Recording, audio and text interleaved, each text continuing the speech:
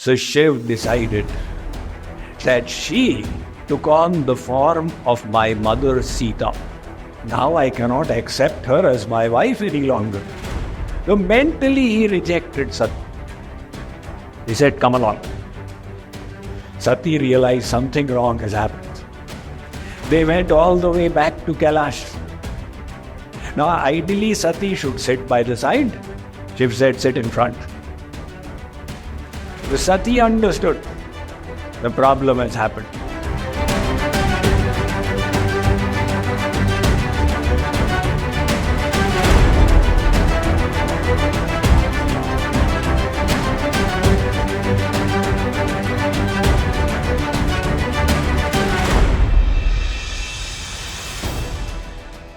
So subsequently, a yajna had happened. So what had taken place was that the devatas had done a yajna. And in the yajna they had invited Brahma, they had invited the various Prajapatis, they had invited Shiv as well. So Daksh, Sati's father Daksh, he had deliberately come late for the yajna. Some people's mentality is they want to see how much respect I get. How much people are respecting, that is not enough. They want even more respect. So, Daksh, he came late for the yajna. And there, when he came, everybody got up except two people. One was Brahma, because he is the father of Daksh, and the other was Shiv, because he is Mahadev. So Daksh did not bother that everybody is got up in respect for me. He saw these two people have not got up. And Daksh started cursing Shiv. He is my son-in-law. I gave my daughter's hand to him. But I made a big mistake. Because my daughter is Mriganayini, she's so beautiful, she's got eyes like a deer, and he is Markatne, and he's got monkey-like eyes. He puts ashes on his body, he resides in all kinds of forlorn places. He doesn't even know how to behave. When I came, he should have gotten up. So when he started cursing like this, Lord Shiv is completely calm and peaceful. He got up and went away without saying a word. But Lord Shiv's carrier, Nandi, could not tolerate. Nandi said that the Lord has made people like Daksh the progenitors. And this is the way he thinks. There were all these sages and Brahmins sitting in the assembly, and they should have objected, but they did not object. I curse him that he should get the head of a goat. So Daksh said, I curse Shiv that henceforth in the yajna no oblation will be offered to Shiv. So Nandi said, I curse all the Brahmins that they will become poor and they will live by begging. So since then the Brahmins became poor.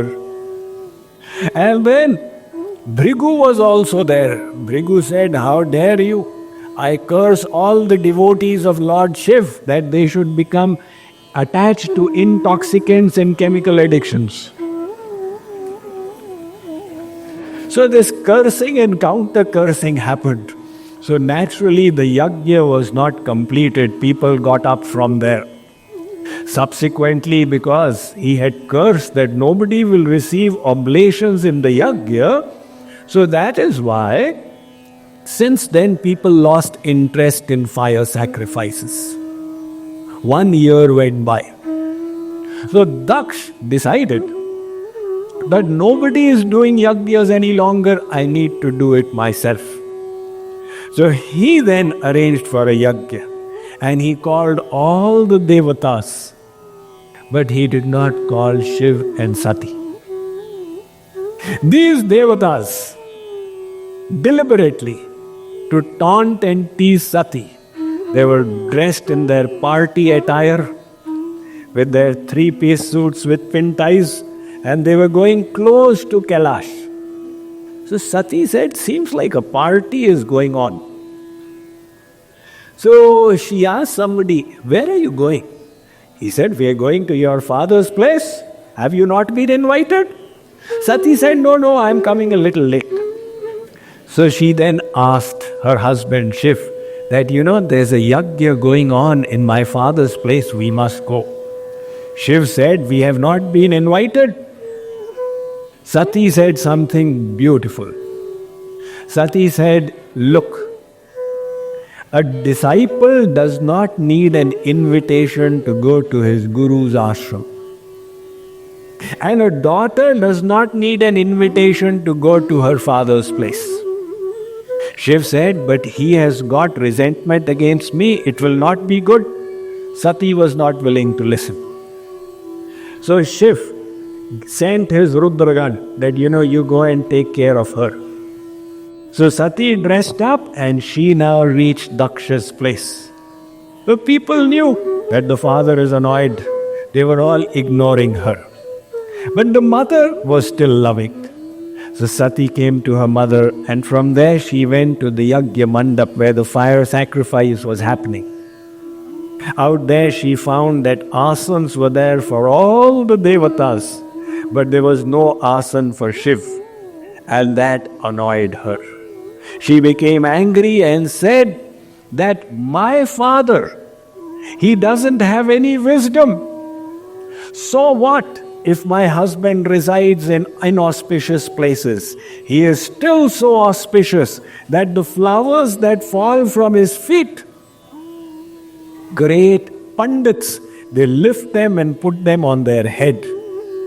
So I am not going to hurt him. I am going to hurt this body that was born from him. Saying that, she created Yogagani, the fire of yoga, and decimated her body. Everybody there became confused. What is going on? The Rudragan came. However, Bhrigu, he manifested Ribhus to neutralize them. So Naradji decided to take the media in his hand. He is in charge of the media. He went and informed Shiv that you are just doing Ram, sitting out here in Kailash. Don't you know what has happened? Your wife has burned her body. Now Shiv got annoyed. He pulled out a hair from his head and he manifested a being called Veerabhadra. And he instructed him, go and kill Daksh and destroy that fire sacrifice. So Veerabhadra was now a man on a mission. He came there, first of all, he chopped off Daksha's head. And second, he pulled Bhrigu's beard. And then he overturned all the fire kunds that were there and created a little scene out there.